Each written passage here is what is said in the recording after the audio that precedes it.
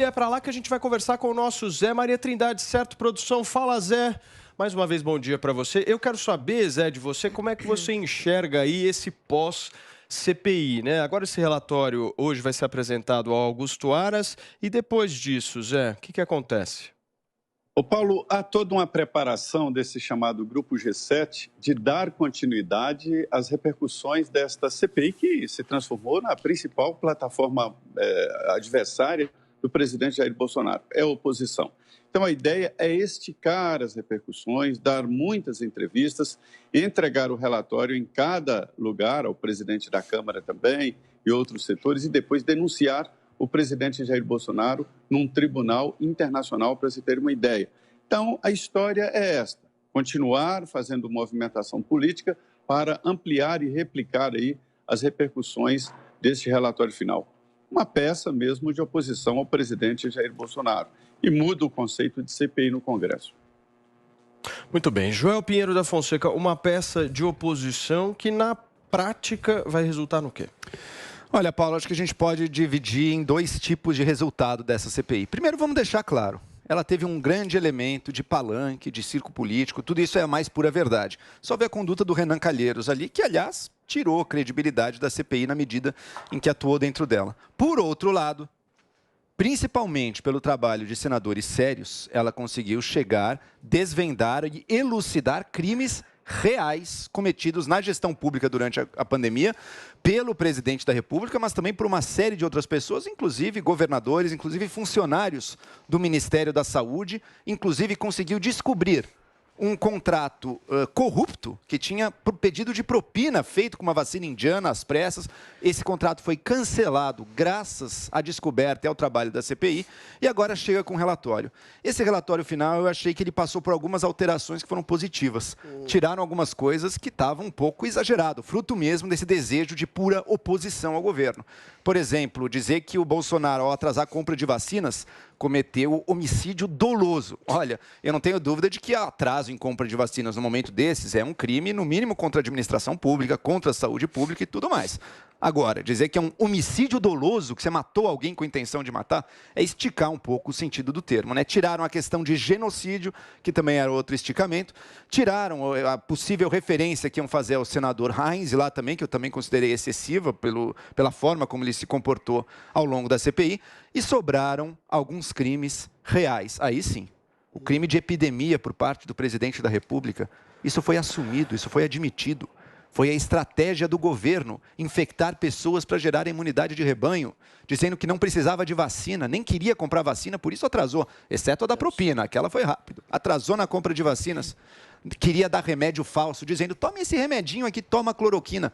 Não funcionava, isso foi criminoso. Agora, Paulo, quanto ao efeito prático, eu não acho que vai resultar em condenação, eu não acho que vai resultar em impeachment, mas eu acho que pelo menos isso, um efeito prático teve, a população saiu um pouco melhor informada dos desmandos criminosos do presidente da República. Infelizmente, o Brasil é a República da Pizza. Zoe, você acha que o Brasil é a República da Pizza mesmo? E no que vai dar essa história toda da CPI? Os únicos culpados pelas mortes são os governadores, os políticos que desviaram os dinheiro que o governo federal enviou para salvar essas vidas. Por exemplo, a CPI ignorou completamente, fechou os olhos para os mais de 48 milhões de reais que o consórcio do Nordeste gastou comprando 300 respiradores que nunca apareceram. Estados como o Pará, Bahia, Rio Grande do Norte e outros que, segundo a Polícia Federal, estima que mais de 4 bilhões de reais foram desviados, tá, da saúde. Então, os únicos responsáveis por essas mortes não é o presidente Bolsonaro, são os políticos que desviaram o dinheiro. Essa CPI é uma piada, espero que não dê em nada, acredito que não vai dar em nada, porque não tem provas suficientes, não tem provas, né, que comprove que o Bolsonaro matou, genocida. Então, acredito que o Aras vai arquivar, mas vai sofrer uma grande pressão por parte dessa oposição para ele tomar alguma medida. Drilis, o Joel acredita, e no comentário dele ele falou justamente sobre isso, que o Bolsonaro cometeu crimes. Por que você discorda dele? Olha, eu acho que o buraco é mais embaixo. Eu sempre digo aqui nesse programa que existe uma ditadura progressista, aliás, pseudo-progressista no mundo, através de instituições culturais, mídia, juízes, para além de governos eleitos que são legitimamente conservadores, como o Bolsonaro. e essa ditadura pseudo-progressista no mundo e no Brasil quer demonizar o presidente como ditador, fascista, perseguidor de negros, gays, etc. e tal. Essa CPI é progressista? Não. Esse é que é o problema de haver uma ditadura pseudo-progressista no mundo. Essa CPI é oportunista. Ela quer surfar nessa onda progressista mundial de demonização de qualquer princípio conservador, de qualquer governante conservador, para transformá-lo num pária e, eventualmente, angariar lucros políticos e eleitorais com isso. É o que quer Renan Calheiros e Omar Aziz, eivados de denúncias, de processos criminais no seu vasto currículo de improbidades, né? Agora, trocaram exatamente a acusação de genocídio para crime contra a humanidade. É muito simples refutar isso, meu Deus. Quem cuidou da pandemia sob os auspícios do STF foram prefeitos e governadores que impuseram todas as medidas de isolamento social que, comprovadamente, não salvaram rigorosamente ninguém e acusam Bolsonaro de coisas absolutamente surreais. O presidente foi um dos primeiros a comprar vacinas. A Inglaterra e os Estados Unidos compraram em dezembro, o presidente comprou em janeiro, já estava vacinando a população. Acusa-se de fazer algum tipo de tratamento preventivo que pudesse salvar vidas. Acusa-se empresários, como o Luciano Hang, de tentar salvar pessoas, ampliar o debate, doar respiradores, usar a roupa verde e amarelo.